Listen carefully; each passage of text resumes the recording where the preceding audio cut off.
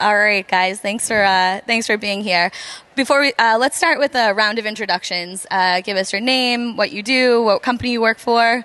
Yep. My name's Glenn Harrison, VP of Operations for Canada for IREN. I'm Russell Cann. I'm Chief Development Officer at Core Scientific, and I've been there from the beginning. Hey, everyone. Thanks for coming out. I'm Brian Wright. I'm co-head of mining at Galaxy. Prior to coming to Galaxy, I was director of Bitcoin mining at Fidelity. Awesome. Thank you, guys. Russell, you have to use your mic. I just said I've heard that bio before. Yeah. Yeah. Brian and I have some good history together. So before, each of your companies have large facilities in Texas, all of you, which is kind of cool. Go Texas. And a couple of you have outwardly talked about having a diversified strategy of utilizing energy infrastructure for AI. And Brian, I know that we've looked at it too in the past, right? We named the site Galaxy Power, right? Obviously looking at it from a power perspective. I think all of you are quite equipped to talk about this subject, right? How do you decide what types of infrastructure you'll use for energy that you're taking down in the future? Like, at what point does that have to be like we are going to do AI or we're going to do mining decision? Yeah, there's embedded optionality in the platform if you have a lot of megawatts. For example, we've got 2.3 gigawatts worth of power that we can build out. So deciding where you're going to allocate your capital is a core concern for the business. We can use our data centers. We've proven to use our data centers in Prince George, for example, for both HPC and Bitcoin mining. They were traditionally built for Bitcoin mining, but just because of the high energy intensive compute, we found they worked really well for HPC, the H100s with 80 kilowatts a rack. So we don't really need to make a decision that we have to do one or the other, because we can retrofit our current design in 6 to 8 weeks and accommodate HPC. However, with the temperatures in Childress, where the large growth we have at the moment, we need to do some testing this summer with our, with the H100s and on the HPC side to make sure that we don't need additional cooling. If we do need additional cooling, we'll retrofit. And then there's also just the commercial considerations where we may build new infrastructure for clients if that's what they require, more of a tier 3, more expensive per megawatt liquid chip cooling and things like that. So it's commercial. The clients will dictate to some extent what we build as well. And Russell, you've announced some of the largest AI deals recently with CoreWeave. Can you talk a little bit about timeline and how you have to decide when you're going to use certain energy infrastructure for AI versus mining? Yeah, so right now we're running 16 megawatts of racks for H100s for infrastructure for GPUs. We have 270 megawatts that'll be coming online sometime between first and second quarter of next year. Very differently, though, from most of our friends in the Bitcoin mining space doing AI, we actually provide the infrastructure. Our clients come in and provide the hardware and the software stack. I will say there's a good bit of difference in your power, particularly related to your power purchase agreements and what kind of power you're going to have. For your AI, you need firm load. For your Bitcoin mining, you're looking for that flexible load. Bitcoin mining, we're really looking for sub 4 cents. I really like sub 3 cents. For your AI workloads, because you need firm power, you'll have a much higher expense ratio there.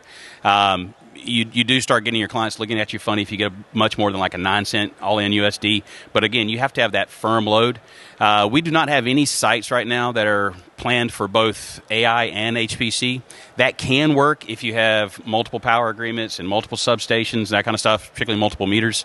However, for core, we found that the sites that really work well for Bitcoin mining and the sites that really work well for HPC, they need their own engineering. They need their own footprint. They need their own staff. So we have announced that we are converting 500 megawatts at the rack, which is about 700 megawatts of our 1,200 megawatts of infrastructure into HPC.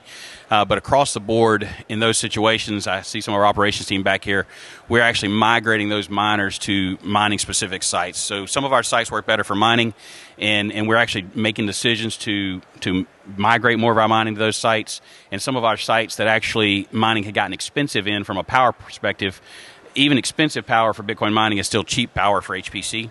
So we've kind of made that decision across our portfolio. And as we add new sites to our portfolio, I just went through my third halving, so I don't know if you guys know that, but after doing this for a while, you have opinions, and most of our staff have been with Core for a long time, so we have opinions about what Bitcoin mining should look like in 2028 and in 2032. So our new Bitcoin mining sites are very specific around those opinions related to volatile input from a price perspective and a volatile output from a Bitcoin hash price perspective. And so we were designing our entire sites and our machines around that volatility coming in and coming out. Whereas on the HPC side, it's all about stability. I have to have a firm load 99.9% of the time. I have to be up. I have to have multiple power generation sources. I have to have redundancy on my network fabric. I have to have redundancy on my storage. So they're very different there, kind of across the board. And Brian, you have a very large site in Texas with a lot of capability to expand. Have you guys looked at AI, and how do you decide whether or not you would go AI or mining? Yeah, absolutely. Yeah, we have around 200 megawatts flowing through the site today, and an interconnect agreement and approval for 800 megawatts at that site. But like you kind of started off on the premise of the question, we named the company Galaxy Power years ago because whether it's AI or Bitcoin mining, it really all comes back to power and that power infrastructure. And I think that's what now gives miners a lot of flexibility. But this was for several years, and I think all miners on stage probably agree with this, to really build a long-term, sustainably successful Bitcoin mining business, you have to own access to power, you have to be in control of the power infrastructure assets, you have to eliminate counterparty risk when it comes to delivering power to your site. And so now many miners that were able to source that power now just have great flexibility where not only can they build a Bitcoin mining business, but they can also build an AI or HPC business. And I think now many of us are looking at what's the highest value use case. And I think it's really exciting at a time where Bitcoin is absolutely the future. AI is the future as well. And having optionality to push into both is just very exciting for all of us. Let me make something really clear, and my friends here are experiencing this right now. Bitcoin mining and AI, when it comes to your capital stack, are two completely different animals. At Core Scientific, we built a great Bitcoin mining site for about $500,000 a megawatt. Spend another $500,000 a megawatt, you can put some great machines in it, so you're all in for $1 million a megawatt. If I build an HPC site, even if I'm converting, I'm $10 to $12 million a megawatt in my infrastructure. And then when I fill it with H100s, I'm $25 million a megawatt. I put the new Blackwells in there, I'm $50 million a megawatt. So just put that in perspective, folks. $1 million a megawatt for Bitcoin mining or $60 million a megawatt for Blackwells. Okay? So I don't want to encourage any Bitcoin miner just to wake up and think you're going to get into AI the next day. You just heard Amanda talking about the biggest problem Bitcoin miners have is capital and figuring out how to get a return on that capital. And the capital required for AI and the capital required for Bitcoin mining are different galaxies. How about the talent too, right? Like, this is the thing that I like about mining is that it's where the digital world meets the physical world, right? Like, you have this digital thing, but there are actually people behind the scenes running these sites, like, building everything, fixing everything, right? Does the talent pool look different for AI than it does for mining? And how do you guys think about that as you're growing and scaling your sites for each one?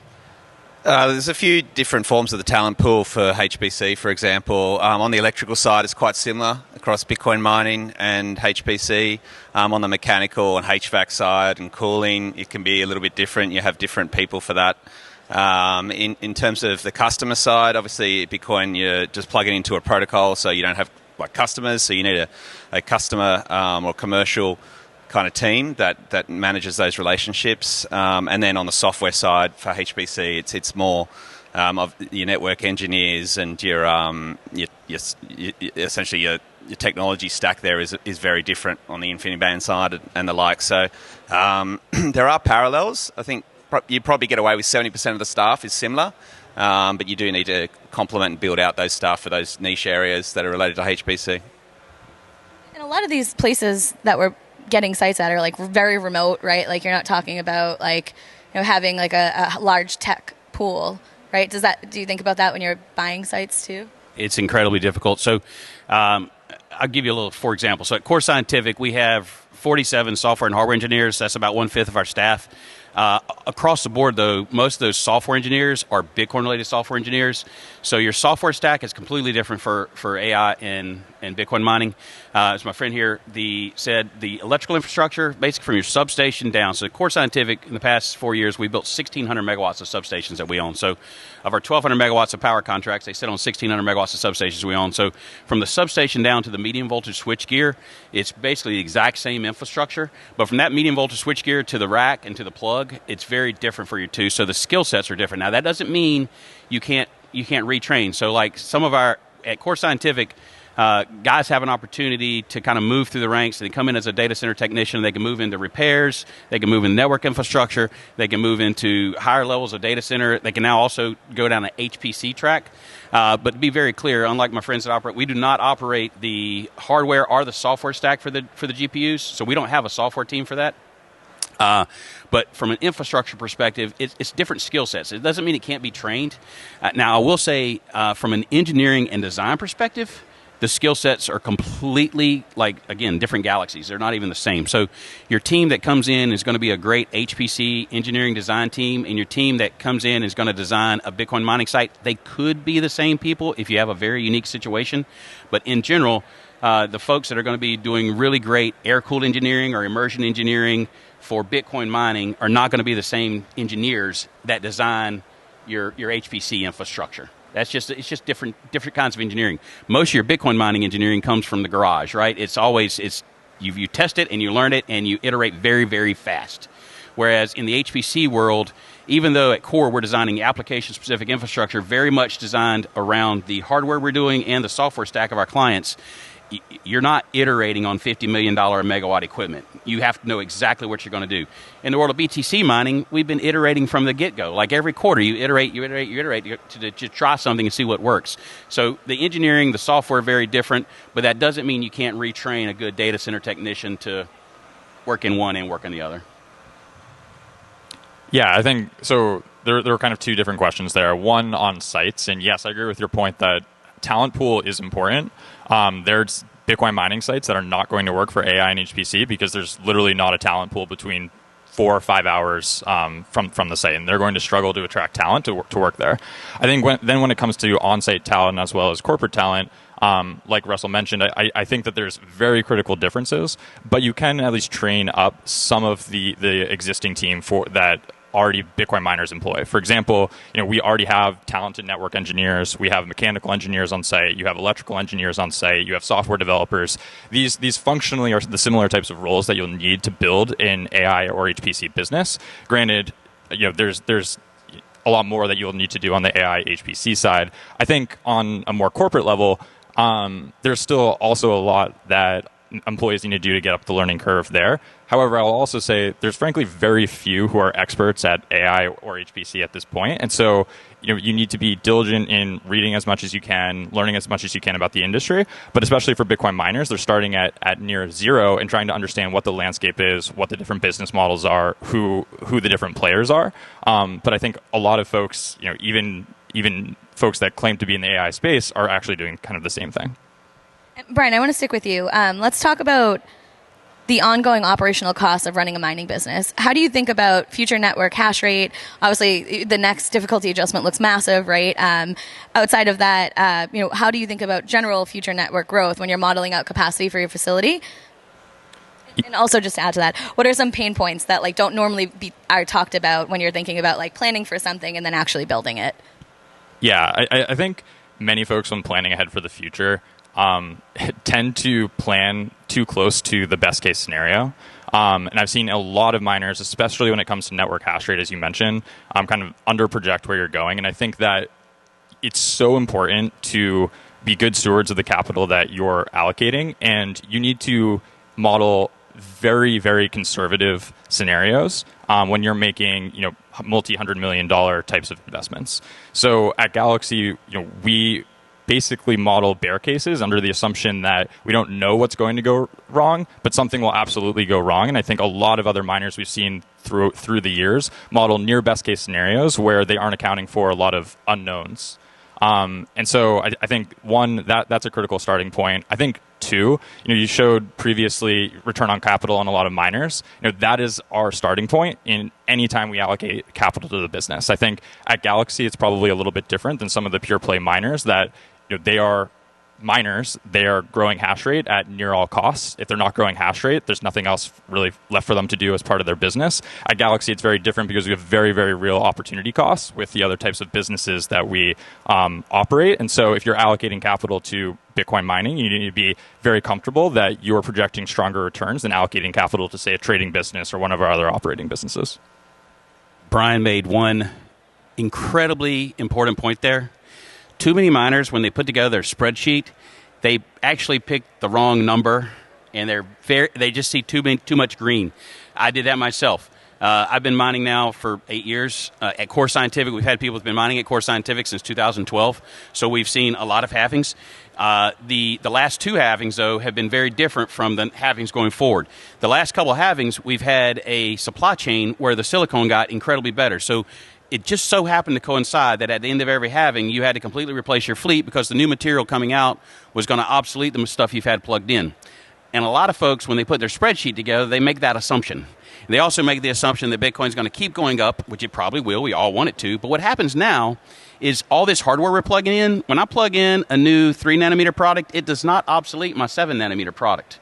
So the hash rate is only going to get not only infinitely bigger. It used to be pretty easy. I could take and look at all the Bitcoin mining manufacturers out there. I could look at their production lines, and I could say, okay, these guys can produce this much exahash a month. This is how the network's going to grow, but this much is going to fall off. It's hard to do now. Every machine that's currently on right now, depending on if hash rate doesn't drop below like 4.5 or 4 cents, is going to stay on, and every new machine is going to keep going on. So network difficulty is going to continue to go up. Now, I'm not saying hash price is not going to go above 4.5 cents, but if you're planning a 12, a 15, a 20, a 30% hash price, you're out of your fucking mind. So at Core Scientific, we're operating right now at the current environment of 4.5 cents, but when we planned this last halving event, we planned it from 7 cents down to 2.5 cents. And at 2.5 cents, by the way, we just turn off. That's the answer. At 2.5 cents, you just turn off. And enough people turn off that the hash price starts going back up again, and then a few people turn back on again. But most miners need to understand that going into 28 and 2032, this hash price volatility is going to be crazy, and it's going to be not tied to network difficulty and price of Bitcoin, but it's going to be tied to transaction fees. So transaction fees are going to be a bigger piece of your overall reward every 10 minutes, and that's going to create some incredible volatility. When our friends throw out some stuff that creates transaction fees, you as a miner want to be able to grab as much of those transaction fees on those short-term volatility basis as you can. And I mentioned before, the other volatility is going to be power price, and miners need to be ready to attack that power price volatility, and you can do it multiple ways. You can just curtail and turn off, or if you're like our friends at Wright that have a hedge on a big power contract, you can sell into the grid. You can buy all 8,600 hours off the grid, but mine for 7,200 hours and sell into the grid the other pieces of time. Our friends over here at Galaxy are calling it Galaxy Power for a reason. Bitcoin mining is a play on the energy market, right? And it's moving energy around the globe. So Bitcoin miners need to be ready for that volatility, and they need to be ready for the costs associated with that volatility, and they need to be ready for the fact that all these miners that are coming out of manufacturing plants all over the world, they're not going to be crushed. They're just going to be sitting around waiting for hash price to tick up, and then they're going to be ticking them on. There's also some really cool things that are happening, right, in terms of like getting energy from different sources, right? So there's like people that are working, on off-grid sites or like heat recapturing sites, or I work with a group called Reform Energy that does plasma gasification, which sounds like it's something out of like a sci-fi novel, but it's real, right? And so I think that there's also this like world where second gen hardware becomes more interesting, right? Because people have different strategies, like we talked about earlier, right? That like they could use that hardware. So yeah, I agree with you that like when people show me their projections and they have a ridiculous, future growth, and like Bitcoin price is going to reach like 250K, which like I think we all want it to, but like when you're investing or looking at a business, you can't look at it that way. It's not going to work. Yeah, I think it comes down to cost of capital as well. All the public miners have, it's high cost of capital relative to other industries, but very low cost of capital compared to 80% of the network hash rate. And public miners will continue to cannibalize the network hash rate as a result over time because they're the ones raising the money. So if you do have a relatively low cost of power and your OPEX costs aren't too high and you're not spending too much investment on new business, then you're going to be more competitive than 80% of the network. So I can just see, obviously the network hash rate will continue to grow, probably grow more than what we think it would on most models, but the cannibalization from public miners of that network hash rate is going to be considerable over the next 10 years. So I think that's a big part of it as well. Let's stay there for a minute. So we went over, return on capital numbers earlier. How do miners start providing return on capital to their investors when everyone is chasing after this growth story? Yeah, I mean, if the hash price stays at 4 cents, 4.5 cents, or whatever, then that's a little difficult. I mean, in terms of return on miners themselves and return on infrastructure, at the moment, when you buy new miners, you can pay them off in 12 to 18 months, and then the infrastructure itself over the following year. So two to 2.5 year payback period for the $1 million megawatt or whatever that Russell was talking to before, but. Which isn't too bad. If the network hash rate grew exponentially, obviously that would go out a little bit further. And if you have to swap miners out every 3 years, that's not a huge return. You've got 6 months 6 to 12 months on that 3 year period. But if your miners are in there for 3 to 4 years, the Bitcoin price continues to grow, then that is a good return. And what do you get at the end of that return? What do the shareholders get? You essentially got infrastructure. You got the hundreds of megawatts worth of data centers that, if you maintain them correctly and you've built them properly up front, they should last 20 to 25 years. Spend a little bit of OPEX maintaining them, but that's relatively small to what it's worth per exahash. So I think that's the return. It's the infrastructure, and then if you can use that infrastructure for other purposes, then that's the that's the golden ticket. That's the embedded optionality there that people price almost zero at the moment, I think. I would just add, I agree with all his comments. I would just add, though, if you're a Bitcoin miner and you're private and thinking about going public, don't. Stay out of it. It's not a good idea. If you're a public Bitcoin miner, you have to be big enough that you're efficient. Amanda talked about it when she put up there the operational efficiencies. If you're not making Bitcoin for a profit, you need to get out of the game. Because if it's easier for you to buy Bitcoin on the exchange than it is for you to mine it, you're not in our business. You're in the wrong business. And I'll go ahead and tell you, and again, I have friends here, so I'm not going to say who, but when Amanda put that chart up there, there's a ton of public Bitcoin miners. They would actually turn out cheaper just turning off all their operations and taking the cash in their bank and just buying the Bitcoin, because it would be cheaper for them than actually mine it. So if you can't mine a Bitcoin for cheaper than you can buy it, get out of the game. And if you're a public miner and you can't afford, because it's incredibly expensive, especially in the U.S., it's incredibly expensive to be a pubco. So if you can't do that, just don't do it. So if I had to do it again, you either need to get really big, really fast to be a public miner and efficient. You had to do that. Or stay small. And have a really great power strategy where you're using some zero fuel input costs like solar or some of the gasification, or you've got some great access to some very flexible load where you're mining for 4,000 hours a year or something like that. So I'm not saying don't get into Bitcoin mining, but the cost of capital, the return on the capital, those things are incredibly important. And I think very soon that's going to, and Amanda talked about it for the first 15 minutes of her talk earlier, very soon the public markets are going to have to start having that conversation with public miners, because it's not about I'm going to have 100 exahash on or 200 exahash on next year, because hell, how are you going to pay for that? And do you know what the market's going to look like then? You don't. I mean, the market from Bitcoin mining changes every 10 minutes. And every 2 weeks it changes dramatically. So, you don't know what it's going to look like. So you have to be able to be an efficient miner today, right now, and then grow on that base. And if you're not, slow down, stop what you're doing. One of the best things that Core's bankruptcy caused a lot of problems for us. But one of the best things that came out of it, though, was we spent 13 months, really more like 15 months, looking at ourselves and not growing. We stopped growing, and we got very efficient at operations because we had no other option. The only way to afford the $190 million that bankruptcy cost us was to become a very efficient Bitcoin miner and actually produce Bitcoin profitably. So if you're not doing that as a public miner, figure out what you're doing wrong and correct it very soon. I will say, look, mining's a really hard business, but frankly, if you're a miner and you still haven't figured out how to deliver solid return on capital, even at 4.5 cent hash price, I actually think you made a fundamentally strategically poor decision in your planning over the last 24 months. If you were looking at the halving and you weren't fully prepared for a 4 cent hash price, that was a mistake that you made. Like I said, over the last 24 months. Russell said it before. He modeled hash price from 2.5 to 7 cents. 4.5, that's right in the middle of that. You have to be very prepared for that. And even at these levels, right, a new generation mining machine probably is generating around $120 per megawatt hour. If you're mining at $30, $40 per megawatt hour, you should still have the ability to deliver strong return on capital in that situation. Rigs are at better prices than we've seen in many years. And as long as you're, again, a good steward of your capital and you're operating efficiently and you don't have these insane SG&A costs, you should still have strong returns on capital even at these levels.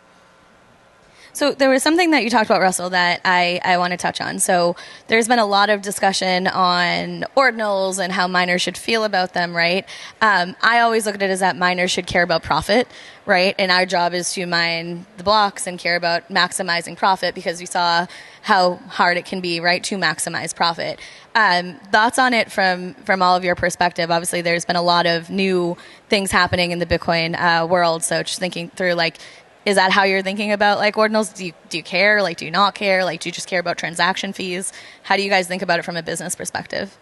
Yeah, we don't think too much about ordinals. The protocol itself is an incredible invention of technology, and we think it will be used for a lot of different things. We're not exactly sure what those will be at this point, but it's such a precious commodity, having a decentralized ledger that's immutable. And not just for money, and I'm sure that they'll start using it to write other things on it as well, and that'll transfer into fees over time. I think the fees point, which was raised earlier, is not well understood at all. I think fees will go exponential at some point, and I don't think anyone knows when that will be. But when people start to use the protocol, there is only so much block space, so it doesn't take much demand to change that very, very quickly, which will change the economics of Bitcoin mining dramatically.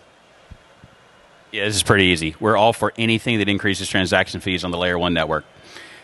And I'm going to put on my orange pill hat, since I'm at a Bitcoin network, and say, Ethereum's just a test chain for Bitcoin. And I think anything that can be, and by the way, I was an Ethereum miner before I was a Bitcoin miner, but anything that can be done to increase transaction fees and increase the use case of Bitcoin, miners need that. And if we do not have transaction fees increase by 2032, it's lights out. So, and we did this at a couple conferences before, and that's pushing Bitcoin core development. But so Bitcoin core development, I go on a tangent some other time about how that's underfunded dramatically. There's only 40 guys around the world, and I use guys as both because there's both females and males. But there's 40 people around the world that work on Bitcoin core development. That's underfunded completely, and we need to continue to fund that. But anything like ordinals or runes or anything that increases those Layer 1 transactions fees are good for miners. You do have to plan for that, though, and plan for that volatility, because the runes and the ordinals are both, they're big hits, and then they're like this, they're on and off, so you have to plan for that. Yeah, it's pretty depressing when you look at them right now, if you own any. Brian, I know you put out a great report on ordinals, and you guys have looked into it a lot. Do you have the same perspective as Russell? I do. I actually share a very similar perspective. The only thing I would add to that is that, I think higher transaction fees are definitely good for miners. We'd like high transaction fees as long as those transaction fees are also good for Bitcoin broadly. Like, most fundamentally, like we need to support Bitcoin. Russell said that as well, but high transaction fees at the same time that it's good for Bitcoin. And I think transaction fees have been pretty low since the halving, right? We had some material highs that brought hash price actually higher than it was pre-halving as a result of transaction fees, and I think we've been in kind of a trough since then. But I do expect that transaction fees will have these spikes, and that miners will be able to benefit from that. And then I think moving forward too, I think you'll see a lot of innovation on the pool side on how they can take advantage of these spikes in transaction fees, and you'll probably get some pools that are more materially outperforming others, and miners need to be very particular about their pool choice at that point. Yeah. And I would just say, like, going back to Layer 1 stuff, and to be clear, I think the Layer 1 should be very expensive, but I think for Bitcoin's use case, we definitely, that Layer 2, that Layer 3, you need to have it be incredibly affordable for the whole planet to use. But I think we're going to see Layer 1 as we get to 28, 32, 30, like as we get out there, that Layer 1 is going to get incredibly expensive, and it should. It should get expensive, but the protocol allows for all those other different layers to make it where the use cases can be affordable for everyone, whatever their use case may be. Yeah, definitely. I totally agree with you, and we should care about profits as miners. One thing, everyone kind of does something different, right? And how do you guys balance exploring new types of building strategies with cost and opportunity cost that comes along with that, right? So there's, mining always has, like we were talking about earlier, there's all this innovation in it. There's the next best thing, right? The next best machine, the next best type of building, right? That is great, and it's great to look at all of those things. But then, if you're buying things at like scale, right, it becomes hard to test those things out and be ahead of the game. Russell, Core just recently announced that they would be working with Block, right, to utilize some of their new machines. How do you get the operations team on the ground and the finance team comfortable with trying out something new? So in the case of Block, so we started working with Block over a year ago, and we're buying ASICs from them, and we've told Block we wouldn't announce any of the specifications on those, but we're very happy with those. But in general, what we're looking at there is just a lot of testing. So we have a hardware engineering team, 14 or 15 people, and at Core what we do is basically every mining manufacturer out there, we get test units, and we run them through the rigors in both a very cold environment like Grand Forks, North Dakota, very hot environment like Pecos, Texas, and then we decide kind of what pieces of hardware we want to use and what pieces we want to go forward with. As everyone knows, we run a ton of Bitmain units. We're very happy with Bitmain. They're great engineers. We think the ASICs from Block are going to have a lot of optionality that we like. But to be clear, we're buying the ASICs from Block, or the chip itself, and then we're doing our own thing as far as machine goes.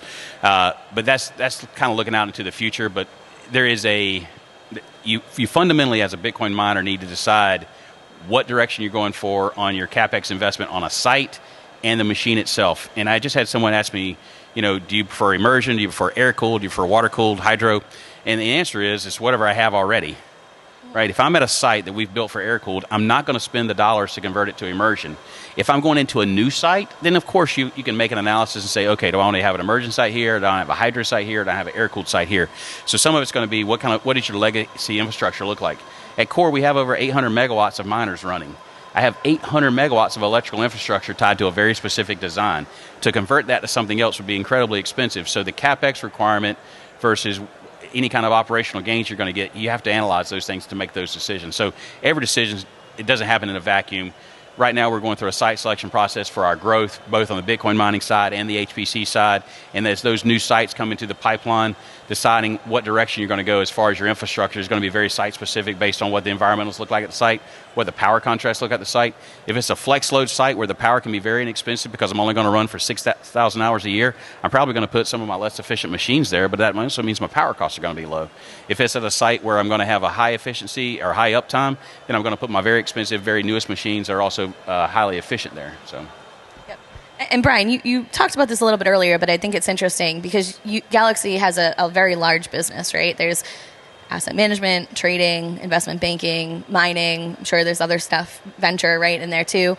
How do you guys make internal decisions on spending the capital on mining versus other units? Yeah, I think that's a good question. Ultimately, I think it's actually a pretty big advantage having a mining business inside of a more diversified business. I'd say for two reasons. I think one, we have a huge amount of expertise in a lot of areas that a traditional Bitcoin miner might not have. Right? We have a massive trading business, for example, that's very helpful in treasury management strategies, hedging strategies. We have massive teams of software developers outside of the mining business. You can bring in their expertise, their skill sets when needed. I think on your direct question on thinking about kind of allocating capital and those types of decisions, I also think it makes us better capital allocators. I think that unlike some other miners, there's very, very real opportunity cost with every single dollar that you're allocating to a Bitcoin mining business if you could alternatively allocate that to, say, a trading business. And I think as a result, we strive to probably make better decisions, more thoughtful decisions than I think many others, because we have to demand strong returns on every dollar, every incremental dollar that we're allocating to, let's say, mining CapEx. I'm going to add, because he made a great point there, and Galaxy is a great example of this because you guys do have such a diverse financial portfolio of products to invest in. So for Brian and Amanda before that, you have to make that decision. I'll say when Core decided, we got into HPC in 2019, but we went heavy into it this year. Everybody knows that. But now that we've done that, it is a different decision point for your investable dollars. And it means when you're going to invest in mining, you have to compare it to what else you're going to invest to. And I actually think it's made us a better company because it makes you say, okay, how efficient does my mining need to be in order to make my returns on that capital equal to or better than what my next best alternative is? We don't have as many alternatives at Galaxy because they have a whole slew of things, but just making the decision, I'm sure our friends at Iris do the same thing at IREN because they now have the HPC business. But when you're sitting there and saying, okay, my return on my capital has to be this, and it's not just mining. When you're just doing the mining, you only have one option. Your best return is what can I do to increase my efficiency? But when you have these other alternatives, it's like, where's my best return going to come from that dollar? Yeah, from an IREN perspective, Dan Roberts put something out on Twitter a few weeks ago, but the market's valuing exahash at about 120, 130 million US. It costs us 30 million US to build one exahash out. So there's an obvious return their immediate return if we can build that out quickly. And by late this year, we'll be able to build out 40 to 50 megawatts every 2 months, which is equivalent to 3 exahash that we could put online every 2 months next year. So that's an obvious immediate return. It's very simple. There's not too many different decisions we need to make there. On the HPC side, we put $35 million US into that in Prince George. It's working out really well. If there's a commercial contract that comes around and they want us to spend a couple $100 million on a new facility or build out that business, then that would be an obvious thing that we would put into just due to the margins in that business. So, okay, last question. AI has definitely been the trend, right, of the moment in Bitcoin world, Bitcoin mining world. What do you think will be the future trends in mining over the next couple of years?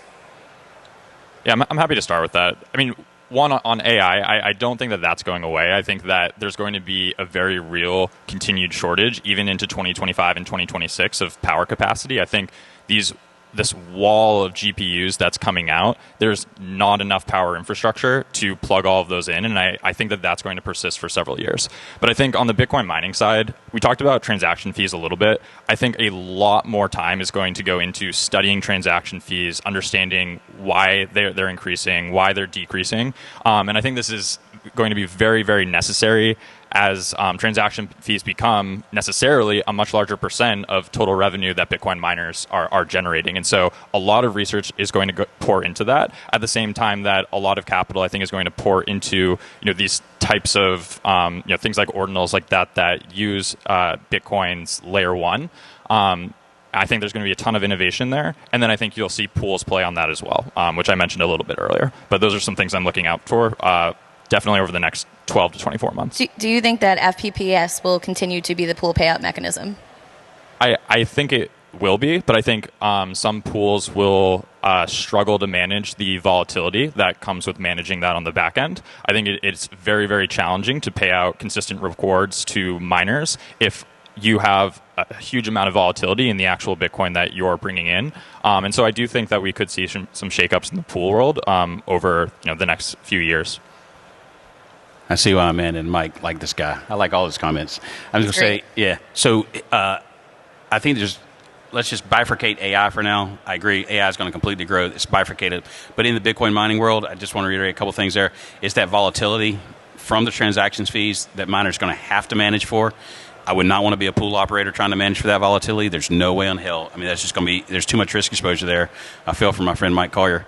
And our boys are Luxor and others as well. So, but the volatility there has to be planned for, and the volatility in the world of power has to be planned for as well. So I think we're going to see a lot more mining looking at that volatility, and I think we're going to see a lot more non-U.S. mining play for power infrastructure where you're chasing excess generation that's already existing and that kind of stuff. So I think there's going to be two different bifurcations in the Bitcoin mining world. It's going to be the chasing excess generation that's kind of a global piece where you're going to be looking for the very, very lowest cost power you can, and you're going to be putting your least efficient miners there. And in the U.S., you're going to see people chasing the volatility of the power price and the volatility of the transaction fees and making sure they're able to capture those transaction fees when they happen and then pull back their risk exposure when the transaction fees are lower. Yeah, from our perspective, it's essentially just maximizing your competitive advantage over the next 5 to 10 years. How quickly can you build out exahash? How much of a runway you have? And then maximizing the profits off the back of that through power strategies, curtailing, hedging strategies and the like. If you do have a long runway, if you have bought all those long lead items, then you'll do very well over the next 5 years, regardless of the rest of the market, because the hash price is always flexible basis on who's profitable and who's not. If you're not profitable, you have to turn off your miners. So in terms of the transaction fees, I agree with these comments there. I don't have much more to say on that. Yeah, if only there were some really good hedging products out there on the market for miners, right? That would make our lives a lot easier. Yeah, well, maybe, but my view on hedging products is the middleman usually gets most of the margin, especially over time. I worked in commodities for 14 years, and it was always the bank that made the most out of the hedging products, not the clients. So, yeah, we don't have a huge... obviously, if you can get a great PPA like Wright did, for 200 megawatts. You're talking about energy hedging, not treasury management hedging. Okay, yeah, got it. But both, any hedging. The guy in the middle or the girl in the middle that's providing the products gets the return over an extended period. Yep, yeah. Awesome. Well, thank you guys so much for coming today, and it was great to hear from all of your perspectives. Thanks, everyone. Amanda. Thanks, Amanda.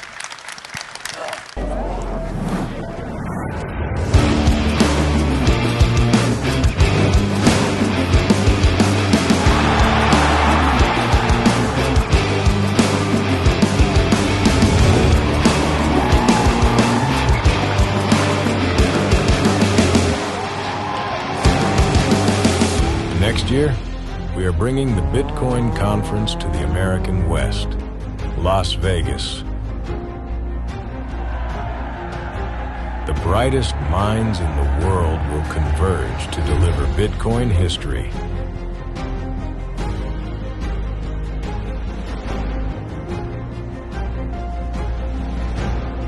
Buy your tickets now at b.tc/conference/2025.